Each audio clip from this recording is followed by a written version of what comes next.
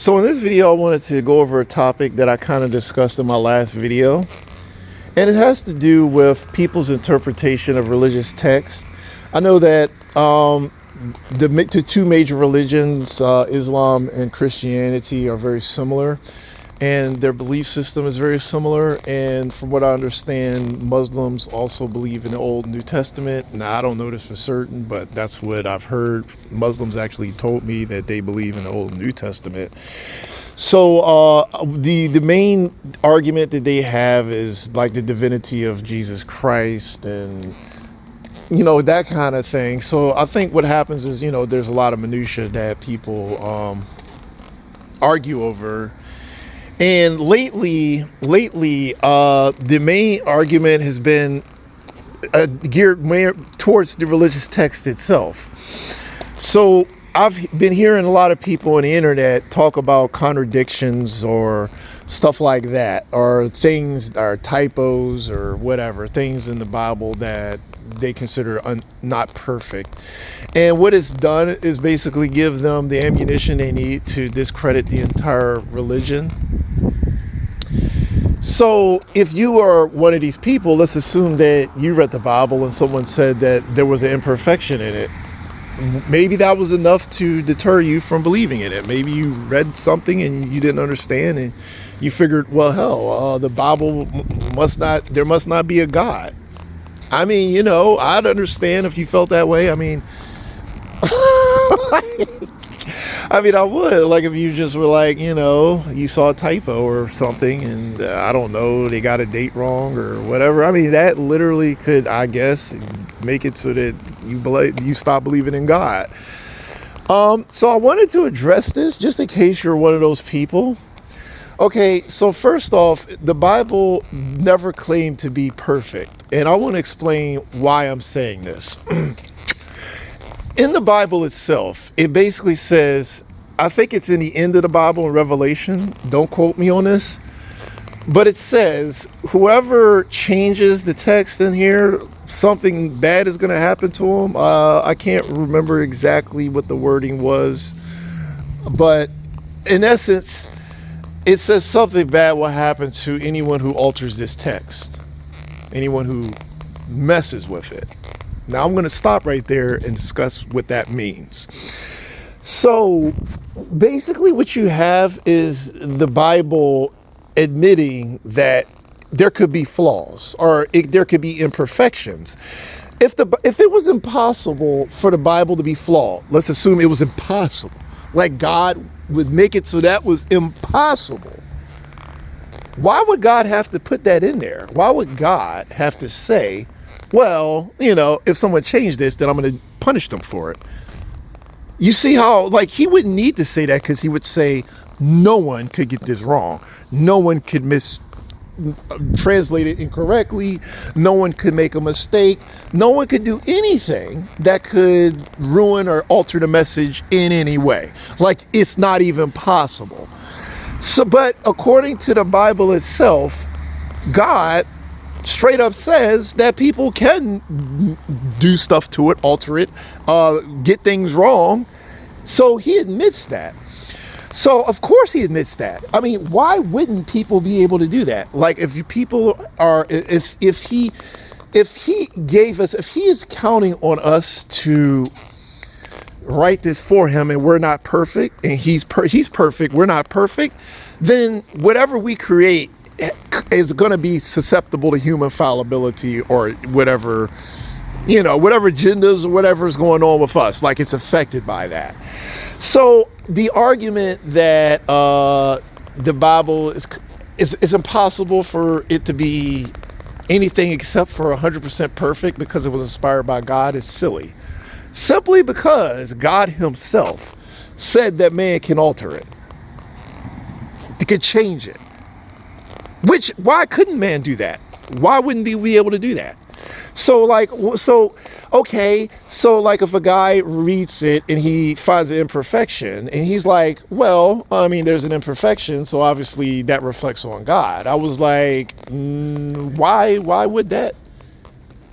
So a lot of people would say, well, how do you know what what's real, like what you can believe and what you can't believe, or whether it's real or whether we should obey it. Because the overall message is sound. Like everything that you needed to know is in it, because God would have assured that the overall message was available for us to have it. So everything that we need to know is still in the Bible, and if we read it, we get all the spiritual knowledge that we need. And the minutia is not as important as the message. So like if a date was wrong or something, that's not something that, he has to get a prophet to come to the earth to fix this. Like he doesn't have to do it over these small little details. As long as the overall message, the things that we need to know are there and they're available to us, that's the only thing that matters. So the point is that everybody has what they need from the Bible. It doesn't matter. The dates don't matter. Whether the one person saw this or saw that, or he got something wrong, or that isn't as important as the overall message. So this is the difference between spiritual people and religious people. Like I always tell people that I'm not religious, I'm spiritual. So that's internal. That doesn't have anything to do with like all the little details. Religious people get hung up on details. I don't really care about the details as much as the overall message. And there's a difference between people like myself and the average person at church. Like people at church can be easily, they're confused. They don't really, a lot of them, they're just like, well, okay, this says that, and they gossip and they go over little details here and there, a lot like the scribes and the Pharisees. And I wanted to also say something else. I'm just saying that I'm not going to say that the Bible is flawed or not flawed. I'm not going to go into that. I'm saying that it's capable of, if human error is capable, it doesn't claim to be perfect. It doesn't claim to be perfect is the only thing I'm saying. It doesn't say that it is not susceptible to human mistranslations, human errors. It never, ever said that. Okay? I think that the overall message is completely the way it's supposed to be. The message is of God. The message. But the little details, like whether there's a typo, whether they got wrong, whether, someone got something messed up somewhere, I don't really think that matters as much as the message matters. So the message is inspired by God. God got his message to us, the commandments, what he expected of us, all that is sound. And those are the spiritual fruits. The spiritual fruits are there for us. We have all of the spiritual fruits. Everything you need to know about spirituality is in there, which is what really matters. You get people who want to dismiss the entire religion simply because of whatever they feel like may not be perfect. And I thought that was kind of ridiculous, because I was like, well, why would you dismiss an entire religion because of one or two little things that you didn't agree with or like? So like whether, I think that like it's the difference between spiritually sound people and people who are religious, and these are the people who the only thing that matters is the actual words and the dates and the time and all that stuff. They don't really take anything spiritual from it. So like I said, I'm not gonna, like, people try to use that against us, and I was like, I literally couldn't care less about what people think about what I believe. I have no reason to. And, so if people didn't want to believe or whatever, I mean, I have no reason to care. Like, I was just like, nobody's going to convince me that I'm going to, that I shouldn't believe in this. Like, I'm going to believe whatever I want to believe. That's it. But the point is that the argument that the Bible is not susceptible to human fallibility, that's not a good argument. And the Bible never claimed to be unfallible. Like, it never said that. So the Bible has been translated from Hebrew to other languages, and then there's the Gnostic one, and you have like different stuff. So if as far as that stuff goes, like, God has his chosen people or his prophets, he has other avenues to sort of influence humanity as well.